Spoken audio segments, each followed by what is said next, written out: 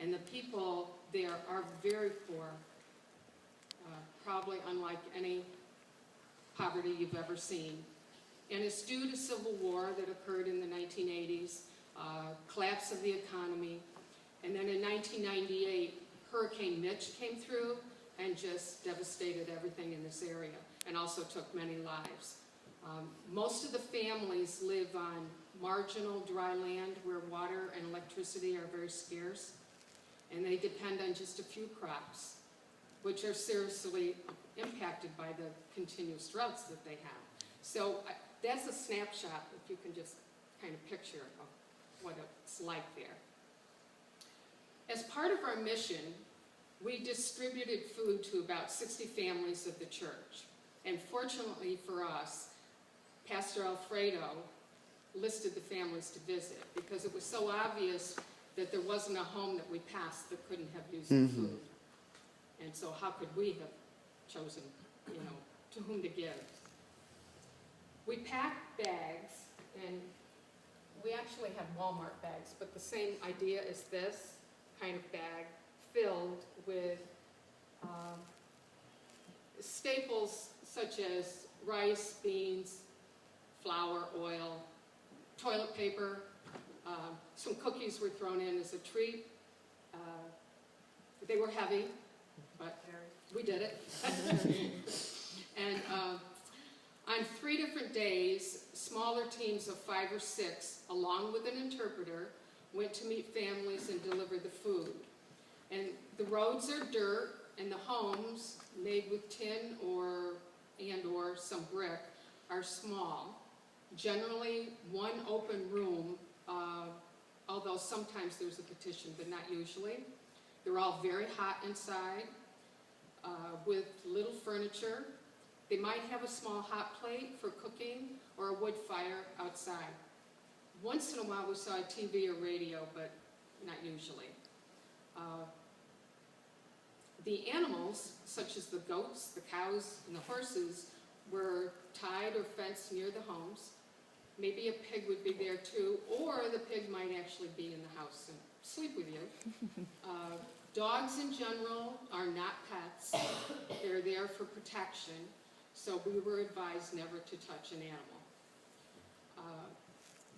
While it was hot outside, to me it could seem even hotter in the house because the ventilation is poor and nothing was moving around, so it'd be very stuffy and close.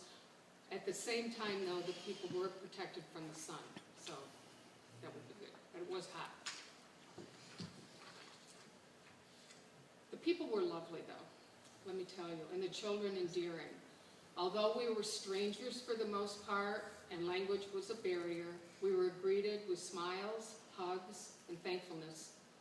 Most invited us into their homes, and one person from the team would explain our purpose, which was interpreted for them. We then asked what they would like to pray for, and we prayed with them. Their requests were usually for good health, finding a job, or for someone in the family to return to the church. It was very important to them. Now, personally, I enjoy the limited opportunity to meet and pray with these persons who find joy in the basic, simple life. They show gratitude for what seems to us a small gift. The unconditional love shown was powerful. And of course, very special to me were the children. Some were very shy, maybe hiding behind somebody or a curtain, and some were very outgoing. And stories can come to mind about each one. However, there's one in particular that I'll share with you, a story. At one home, we went in and we met the mother, and she had 5 children. And I bent down to talk to the youngest one, and he climbed up into my arms. So I held him while our purpose was explained to the family, and we prayed with them. And after that was over, we asked the mother if it would be okay if we took a family photo, which we usually did wherever home we were. We would ask first, and that's how we would get the photos. And she agreed. So I went to hand her child back to her, and he wouldn't let go of me. So I'm in the family photo.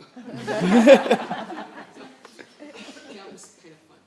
The photos you see here are a representation of just some of the families we visited or shared with or prayed with.